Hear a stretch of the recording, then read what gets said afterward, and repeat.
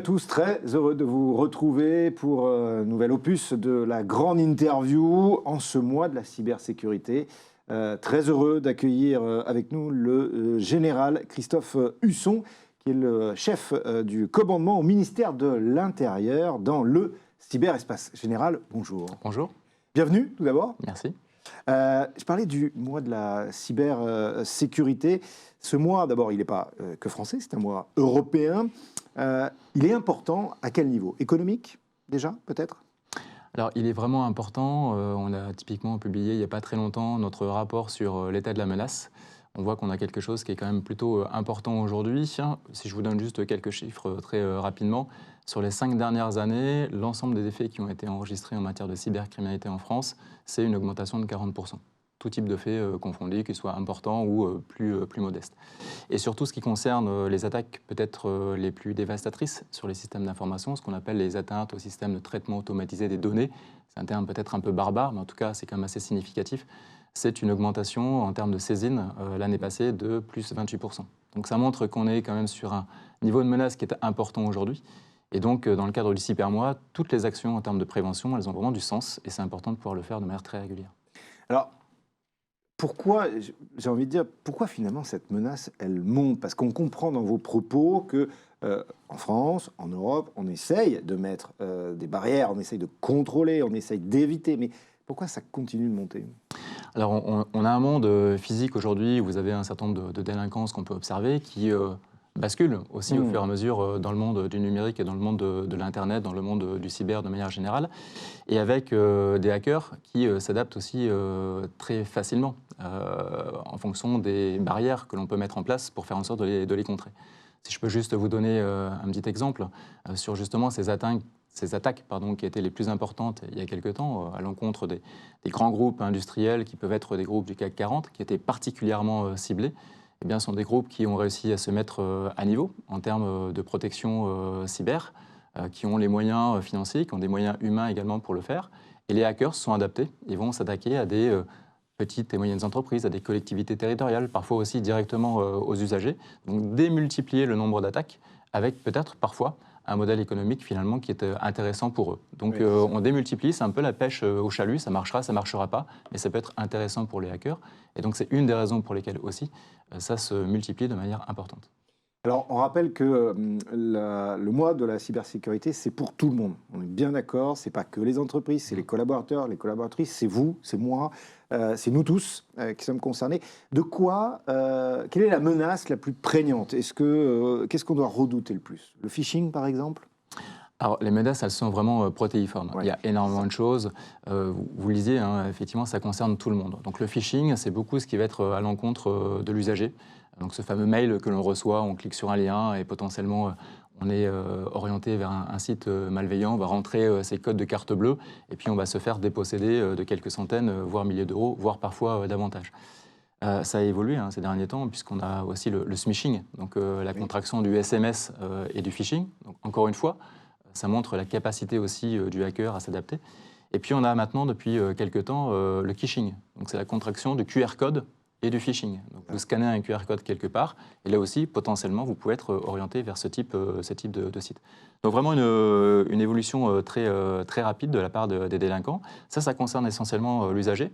Alors attention, parce que le phishing, c'est aussi parfois la porte d'entrée dans les collectivités territoriales, dans les entreprises, quelle que soit leur taille, et ce qui peut-être va être à l'origine du déclenchement d'une attaque de très haut niveau au sein justement d'un système d'information de haute intensité et particulièrement sensible. Donc ça concerne vraiment effectivement tout le monde aujourd'hui, et les actions de prévention doivent s'orienter à destination à la fois des usagers, mais également des entreprises, et notamment les chefs d'entreprise, parce que l'attaque cyber, ce n'est pas uniquement l'affaire des systèmes d'information, c'est également l'affaire des décideurs. Ouais, l'affaire des décideurs, on a compris que c'était aussi une affaire de toutes et tous. Il y a un sujet comme ça qui me vient là, c'est la santé. On sait que c'est quand même quelque chose d'important, prépondérable. On est toutes et tous attachés à ce que notre dossier médical reste le plus secret possible. Est-ce que le milieu de la santé est un milieu sur lequel d'abord vous êtes très précautionneux comme tous les autres, mais est-ce qu'il est vulnérable? Est-ce qu'il est le plus vulnérable? Ce n'est pas forcément celui qui est le plus vulnérable. On a des vulnérabilités qui sont importantes au sein de la santé, comme on peut l'avoir au sein des PME, des ETI ou des collectivités territoriales. Encore une fois, ce n'est pas forcément quelque chose qui est spécifique à la santé, c'est quand même particulièrement vaste. Et ce que l'on peut donner comme conseil, quelles que soient les entités qui sont victimes aujourd'hui, c'est d'une part de faire un vrai diagnostic de son système d'information pour en mesurer le niveau de maturité cyber. Ça, c'est vraiment le point essentiel, de manière à ce qu'ensuite, avec des prestataires de services, avec sa direction des systèmes d'information, eh bien, on puisse mettre à l'état de l'art le SI de l'entreprise, de manière à ce qu'il soit le moins vulnérable possible. Alors, il faut être très humble dans le domaine du cyber. On ne peut pas garantir qu'on ne sera pas attaqué, ou en tout cas que ça ne permettra pas de rentrer à l'intérieur du système, mais c'est au moins de faire en sorte d'en limiter les impacts. Donc ça, c'est la première chose. La deuxième chose aussi, c'est qu'il faut anticiper potentiellement une attaque cyber. Ça veut dire qu'il faut la préparer, c'est de la planification, c'est la mise en place d'un plan de continuité d'activité, c'est identifier ses process, quels sont ceux qui nécessitent absolument un système d'information, quels sont ceux que je vais pouvoir mettre en place de manière complètement dégradée sans utiliser un ordinateur ou un système de sauvegarde. Donc tout ça, il faut l'imaginer avant, il faut le planifier, il faut l'écrire, il faut le tester, et il faut voir si ça fonctionne ou pas. Et ensuite, il faut en tirer les retours d'expérience. Et puis c'est également aussi, si la crise arrive, comment je vais gérer ma communication interne, communication externe. Si je suis victime d'une attaque par rançongiciel, à un moment ou à un autre, je vais peut-être devoir rentrer en contact avec celui qui m'a attaqué, comment je le fais, dans quelles conditions. Tout ça, ce sont aussi des choses qui s'anticipent. Et d'ailleurs, c'est la raison pour laquelle nous avons, au sein du ComCyber du ministère de l'Intérieur, développé un MOOC qui s'appelle le Sensi-Crise, en lien avec cybermalveillance.gouv.fr. Et l'idée, c'est justement de sensibiliser à la gestion de crise, comment se poser les bonnes questions, de manière ensuite à pouvoir établir un plan d'action. Alors, si vous deviez, parce que là, on est vraiment au cœur un peu de ce que vous faites et de vos missions. Si vous deviez tirer un premier bilan, un petit peu justement de vos missions, de vos actions, de tout ce qui a été, vous avez déjà un petit peu évoqué, et on en a beaucoup parlé, nous, sur News Sécurité, de tout ce qui est fait avec cybermalveillance.gouv.fr, à destination de tout le monde, mais un bilan depuis votre prise de fonction. Alors, pour parler du bilan, on peut parler peut-être déjà des 3 grands piliers qui sont ceux du ComCyber du ministère de l'Intérieur. Et finalement, le bilan, on pourra le dresser aussi en fonction de ces 3 grands piliers. Le premier pilier du ComCyber du ministère de l'Intérieur, c'est un pilier opérationnel, c'est-à-dire être saisi d'un point de vue judiciaire dans le cadre d'enquête sur des compétences qu'on appelle des compétences rares, avec des services de police ou de gendarmerie, voire au-delà du ministère, qui sont en charge du cyber. Les compétences rares, c'est quoi? Il y en a 3. C'est tout ce qui est traçabilité des cryptoactifs, tout ce qui est traitement de la donnée de masse et tout ce qui est expertise de haut niveau sur les supports numériques. Je fais très simple, mais globalement, c'est le pilier opérationnel. Le deuxième pilier, c'est celui de la formation, avec un centre national de formation cyber qui est situé à Lille, pour former sur le haut du spectre, encore une fois, les policiers, les gendarmes, mais aussi nos partenaires, puisque la lutte contre la cybercriminalité, c'est un travail collaboratif, et notamment avec les magistrats, entre autres. Et puis le troisième pilier, c'est le pilier de la stratégie au sens large, donc toute la stratégie ministérielle en matière de lutte contre la cybercriminalité. Donc si on va en dresser un premier bilan très, très rapide, peu de temps après la création du ComCyber du ministère de l'Intérieur, c'était le 1er décembre 2023, un mois après, on a eu notre première co-saisine sur une affaire d'ampleur avec la police nationale, l'OFAC, l'Office anti-cybercriminalité. Je ne vais pas rentrer dans le détail parce que c'est une enquête judiciaire en cours aujourd'hui, mais ça concerne tout ce qui est traitement de la donnée de masse et extraction sur des supports numériques de haute intensité. On a eu d'autres co-saisines ensuite qui sont arrivées au fur et à mesure. Et il n'y a pas très longtemps, a été médiatisée une affaire qui s'appelle GhostCC. Oui. GhostCC, c'est une solution de téléphonie chiffrée utilisée par des réseaux criminels. Oui. Et un peu sur le modèle de ce qui a été fait il y a quelques années avec EncroChat, qui était une solution de téléphonie chiffrée également. Le ComCyber du ministère de l'Intérieur, sur ses compétences rares, a pu identifier des vulnérabilités, les exploiter, assurer une captation de données en lien avec la DGSI, et ensuite permettre de donner à l'ensemble des services enquêteurs à travers le monde, pas uniquement les services enquêteurs au sein de la France, et bien des éléments utiles qui ont permis de pouvoir déclencher une opération internationale d'interpellation de hackers. Donc ça, c'est un premier constat et surtout un premier succès de la part du ComCyberAmi. Il y a d'autres éléments, bien évidemment, notamment tout ce qui concerne la partie stratégie, parce que la stratégie, il faut avoir un état de la menace qui soit bien connu et bien identifié pour pouvoir la définir. J'évoquais le rapport sur l'état de la menace que nous avons publié cette année au mois de juillet, complémentaire à celui de l'ANSSI, l'Agence nationale de sécurité des systèmes d'information. L'ANSSI s'intéresse beaucoup à tout ce qui est attaque à l'encontre des intérêts fondamentaux de la nation. Nous, on s'intéresse à tout ce qui est attaque à l'encontre des usagers, des PME, des collectivités, des ETI, également des hôpitaux, voire des grands groupes. Et il n'y a pas d'étanchéité totale entre ce que l'ANSSI peut identifier et ce que nous pouvons identifier pour les services de police et de gendarmerie. Donc ça, c'était important.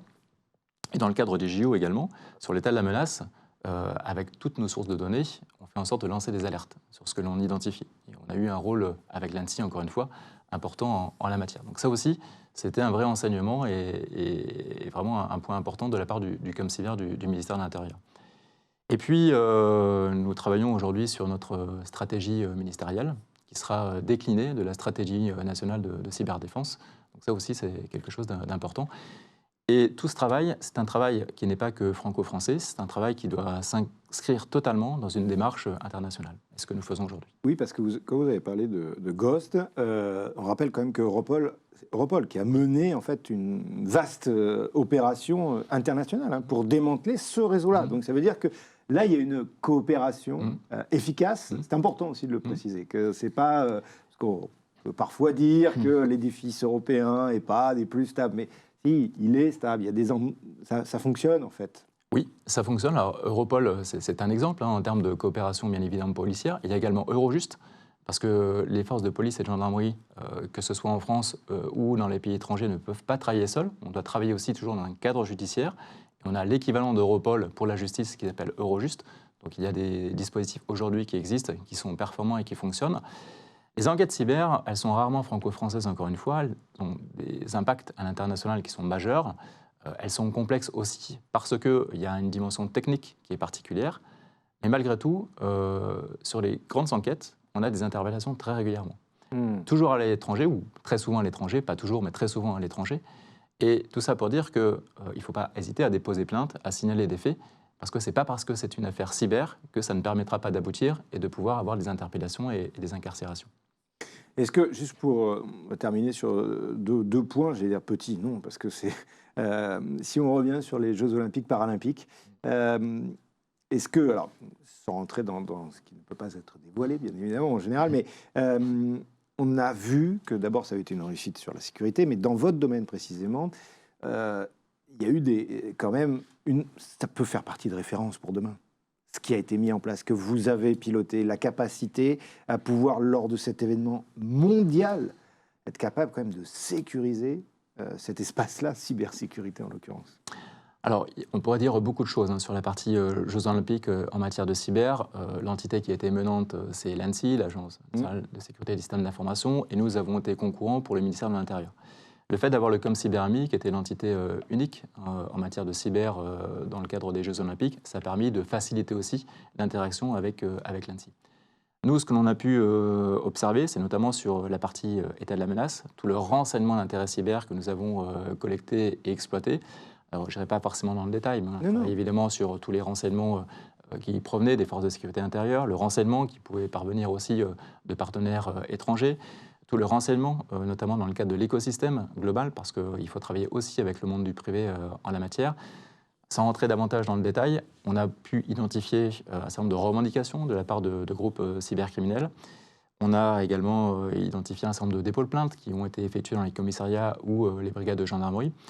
Et entre le 7 mai 2024, donc la veille de l'arrivée de la flamme olympique, jusqu'au 14 septembre, c'est-à-dire la grande parade sur les Champs-Élysées avec les athlètes paralympiques et les athlètes olympiques, on a eu, nous c'est ce qu'on a identifié, 481 revendications, pas directement en lien avec les JO, qui vont être très vastes, et parmi celles-ci, on en a 104 qu'on peut mettre plus ou moins en lien avec les Jeux olympiques. L'ANSSI a des chiffres qui sont à peu près équivalents. Elle, c'est plutôt sur des revendications, enfin pas des revendications, mais des alertes importantes en termes de cybersécurité qui nous ont été remontées. Et les chiffres sont très proches. Mais systématiquement, c'est du bas du spectre. C'est-à-dire que ce sont des attaques qui n'ont pas eu des impacts majeurs sur le déroulement des Jeux Olympiques. D'ailleurs, ça ne s'est absolument pas vu. Et ça n'a pas empêché la conduite des épreuves. Et ce que l'on a pu voir, nous, le plus, c'est tout ce qui concerne les attaques par déni de service. Donc une multitude de requêtes sur un site web en général pour le rendre indisponible pendant quelques minutes ou quelques heures. C'était la grande majorité de ce qu'on a observé. Mais est-ce qu'on peut quand même dire, puisque je rappelle par rapport à votre rôle, hein, chef du commandement au ministère de l'Intérieur dans le cyberespace, que c'est aussi parce que petit à petit, là, on l'a dit tout à l'heure, il y a des outils qui sont mis en place. Il y a aussi peut-être une responsabilité de plus en plus importante, vous en avez parlé, des entreprises privées ou publiques, hein, de chacun, qui a permis que finalement, bah, on peut moins facilement venir attaquer. C'est vrai, c'est-à-dire que hors la conduite en elle-même des Jeux Olympiques, il y a eu toute la phase de préparation en amont. Il y a notamment eu toutes les phases de sensibilisation. Donc on parlait tout à l'heure de niveau de maturité cyber des entreprises. Donc il y a un travail qui a été fait par une multitude d'acteurs aujourd'hui justement pour sensibiliser et faire en sorte bien en amont de pouvoir se mettre à l'état de l'art sur les systèmes d'information. Donc ça en a fait partie. Il y a également eu toute une phase, et ça a commencé bien plus d'1 an en amont, sur tout ce qui était prévention en matière de fausse billetterie. Donc les billets qu'on essaye de vous vendre, et ça concerne beaucoup les usagers. Et il y a à peu près 500 faux sites qui ont été identifiés. Il y a eu des fermetures de sites, il y a eu des interpellations qui ont été effectuées en la matière. Et ça, c'est quelque chose aussi qui doit absolument s'anticiper. On a travaillé également avec l'ANSSI pour anticiper également un éventuel débordement capacitaire, c'est-à-dire si d'aventure on avait une attaque d'ampleur sur tout le territoire national qui pouvait toucher pas uniquement les infrastructures des JO ou des services de l'État, mais également des entreprises privées, comment sur les territoires faire en sorte de pouvoir appuyer tous ceux qui ont été victimes. On n'a heureusement pas eu besoin de le faire, mais on l'avait aussi anticipé. Donc tous ces process, si vous voulez, ont vraiment été très utiles en termes de retour d'expérience. Et c'est vrai que l'organisation telle qu'on a connue a été plutôt efficace. Typiquement, lors de la Coupe du Monde de rugby qui a eu lieu 1 an auparavant, le ComCyber du ministère de l'Intérieur n'existait pas encore. C'était d'ailleurs aussi un des éléments utiles sur sa création. Et la présence au sein du Centre national de commandement stratégique qu'on a connu en 2023 et en 2024 était bien différente, était bien plus efficace en 2024. Alors, pour conclure, mais vous êtes adressé de manière générale, on a parlé des entreprises, on a parlé là, des Jeux Olympiques Paralympiques. Maintenant, alors voilà, vous avez face à vous, un citoyen, comme tout à chacun. Qu'est-ce que, par exemple, vous pourriez me recommander de faire pour jouer un rôle, puisque j'ai, comme tout à chacun, un rôle à jouer à titre dans mon domaine professionnel et dans mon domaine personnel. Alors, ça va être essentiellement des conseils qui sont des conseils de bon sens. On parle souvent des mots de passe. Oui. Les mots de passe, ce que l'on peut conseiller, c'est d'avoir des mots de passe complexes, des mots de passe qui font 15 caractères, avec des lettres, des majuscules, des minuscules, avec des chiffres, avec des caractères spéciaux. Et évidemment aussi de ne pas l'inscrire sur le post-it. Alors on en parle tout le temps, c'est toujours, enfin c'est un peu les portes ouvertes, mais le post-it collé juste à côté de l'ordinateur, encore une fois c'est du bon sens, mais c'est quelque chose qu'il faut faire. Et il faut le dire et le répéter de manière très régulière. On a aussi juste quand vous dites général, le post-it, pour vous qui nous regardez, le post-it c'est aussi sur le téléphone. C'est-à-dire ne pas inscrire sur son téléphone un endroit où on va mettre tous ces mots de passe, parce que sinon, là, c'est panique à bord. Vous avez raison, parce qu'effectivement, le téléphone peut être pénétré, on peut récupérer un certain nombre de données, et ça sera évidemment très utile aux hackers. La question des sauvegardes, de manière très générale, et ça ne concerne pas que l'entreprise, ça concerne votre propre ordinateur, faire des sauvegardes très régulières, les sauvegarder sur un support périphérique qui est complètement indépendant, ce qui fait que le jour où vous êtes attaqué à titre personnel, vous pourrez sans doute pouvoir récupérer vos différentes données. Faire attention aussi lorsqu'on utilise des réseaux Wi-Fi publics. Si on échange des données qui peuvent être des données confidentielles. Alors les données confidentielles, ça va être typiquement si vous allez vous connecter pour un achat, sur vos comptes bancaires, etc. Il faut rester prudent. Je ne dis pas qu'il ne faut pas utiliser les comptes, en tout cas les réseaux publics, mais ça dépend ce que l'on fait. Il faut être vigilant par rapport à ça. C'est également avoir un antivirus sur son ordinateur.